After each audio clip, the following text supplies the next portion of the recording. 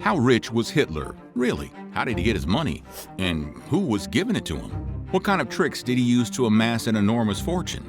And what happened to his wealth after he died? Welcome back to Nutty History. Today, we'll be following the money back in time to Hitler's life and death and investigating just how wealthy he really was. Let's dig in. It's a tale as old as time, the poor orphan who pulls himself up by his bootstraps and then does a Holocaust. Adolf Hitler's life had a humble beginning. He grew up in a small Austrian village, and his father was an unsuccessful farmer. 3 of his siblings died at infancy from disease. Hitler's father died when he was 14. His mother died when he was 18. Young Adolf then moved to Vienna to pursue his dream of being an artist. Unfortunately for Hitler and the entire rest of the world, but maybe good for the art scene, he was repeatedly denied entrance to art school. Once his tiny inheritance ran out, he found himself living in a men's shelter, picking up labor jobs where he could, and selling his paintings to tourists. Hitler enlisted and fought in the First World War, which may have been the first time he was particularly appreciated for anything. But all world wars must come to an end. After the war, the German military wanted to investigate the newly formed far-right German Workers' Party, which was a precursor to the Nazi Party. In the worst decision of all time, they sent Hitler to join the party as a spy and then report back to them. To say that their plan backfired would be the understatement of the century. Rather than betray the German Workers' Party, Hitler became seduced by its rhetoric, especially the anti-Semitism. Hitler subscribed to the conspiracy theory that the Germans had not lost the war in battle but had been betrayed by the Jewish community at home. Hitler came to the party's attention as well. He was noted as an excellent apologist and debater, and they made him their official spokesman. Within a year of joining, he was named chief of propaganda. It was Hitler who would eventually design the Nazi flag. Take that, art school rejection notice. Despite the economic depression in Germany, sympathizers to the party began to make donations, and soon Hitler was finally making a comfortable living. He splurged on a Mercedes and a chauffeur, which was exceedingly expensive at the time, but the real turning point for Hitler's wealth came with the publication of his book.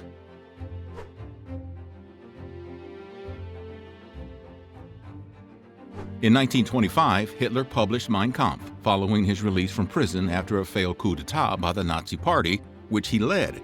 Hitler hoped that the book would help to win the Nazi Party more supporters. The book describes Hitler's progression into anti-Semitism and nationalism, arguing that there are 2 evils in the world, communism and Judaism. Clearly, he had forgotten about pineapple on pizza. As the German economy deteriorated throughout the 1920s and early 1930s, and the message of the Nazi Party gained support, the book became more and more popular. When Hitler became chancellor in 1933, the book was basically considered an official state publication. Between 1925 and 1933, Mein Kampf would make the equivalent of $5.6 million in royalties. It even got to the point where, when a couple was married, their community would buy a copy of Mein Kampf and present it to them on their wedding day. What a start to the honeymoon! Mein Kampf continued to sell exceedingly well, with 5.2 million copies in 11 languages sold by the time war broke out in 1939. The book earned him millions in royalties by the end of the war, having sold nearly 10 million copies in Germany alone. The book remained in print after Hitler died, with the German Bavarian government holding the copyright. But the Bavarian government soon refused to allow the book to be printed, banning its sale in Germany.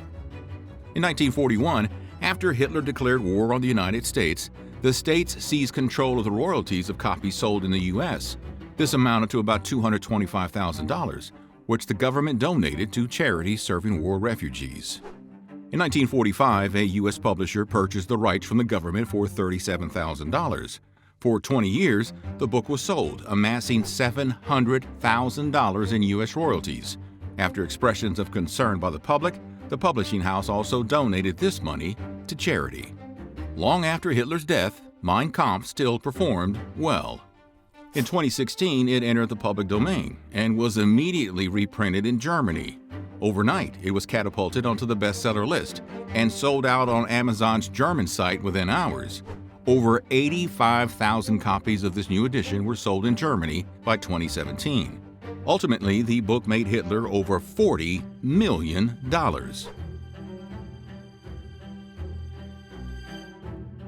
Perhaps the biggest factor in Hitler's incredible fortune were the donations he received. Once in power, corporations and businessmen saw a great deal of advantage in donating to Hitler's slush funds. Funding Hitler seemed to be the same thing as funding the economic rise of Germany and an end to the Depression. Besides, a lot of businessmen were highly sympathetic to Hitler's politics. Besides the economic and political reasons for supporting Hitler, there were probably also perks to being on Hitler's nice list. Apparently, he checks it twice, and the Gestapo definitely sees you when you're sleeping. These donations didn't just come from within the country. You ever heard of Ford Motors? Yep, their founder, Henry Ford, was an anti-Semite who sent big sums of money to support the Fuhrer. All in all, these corporate and personal payments amounted to over $5 billion, that's with a B, billion dollars. But Hitler's relationship with German businessmen and politicians was an all take and no give. He would spend lavishly on gifts and bribery to buy loyalty from whoever he needed to. The one place he never thought he should spend money, however, was on taxes. Hitler had sold 240,000 copies of Mein Kampf by the time he took office and had not paid a penny in income tax. Once Hitler became chancellor, a tax bill arrived to the tune of $1.6 million. A lesser criminal, like Al Capone, might have been undone by the years of tax evasion, but Hitler had an advantage. He was chancellor. He applied the necessary pressures on the Ministry of Finance to have the bill dismissed and have himself officially declared exempt from ever paying taxes. For chancellor, he really didn't believe in taking any chances. Considering the success of this bold move, Hitler seemed free to live the rest of his life with financial impunity. His considerable donations were all kept in slush funds with no accountability. He also named himself president and drew that salary on top of his chancellor's salary. While double-dipping into the payroll, Hitler freely used party money and even state finances to fund his own personal projects, such as property, personal estates, and art. Much of the art, by the way, was illegal. Hitler was a man who really bridged the gap between steal like an artist and steal from an artist. Perhaps due to his poor upbringing, Hitler was embarrassed by poverty. While his propaganda depicted him as a man of the people, in his personal life he lived lavishly, owned several properties, and had facial hair that only an incredibly powerful man could get away with. Hitler's face was also a big moneymaker. I mean, what a fashion icon! Can anyone even pull off the Hitler look anymore? No, you can't. And please, don't try. A clever tactic of Hitler's for accruing yet more wealth was in the use of his own image. His official portraits were copyrighted, and he charged a royalty for their use. That doesn't seem like a big deal, right? I mean, who would even want a picture of Hitler? Well, it became a pretty big deal once Hitler's face was on the German stamp. He received a small royalty on every stamp sold in Germany, earning millions. That's right, if you lived in Germany, every time you got a letter, you'd have to see Hitler glowering at you as you opened it. That must have really put a damper on love letters. Between that and the copies of Mein Kampf on your wedding day, Hitler was really harshing the nation's romantic buzz. Once again, using his political power for financial gain, when Hitler's copyright of the image had legally expired, he extended the life of the copyright from the usual 10 years to 25 years. Imagine having that face and wanting more people to see it. All in all, there's a lot of money to be made in the lucrative dictator business. Follow us for more financial tips. Although Hitler may have become the richest man in Europe, it's true what they say: you can't take it with you. Upon his death, Hitler's fortune was given to Bavaria.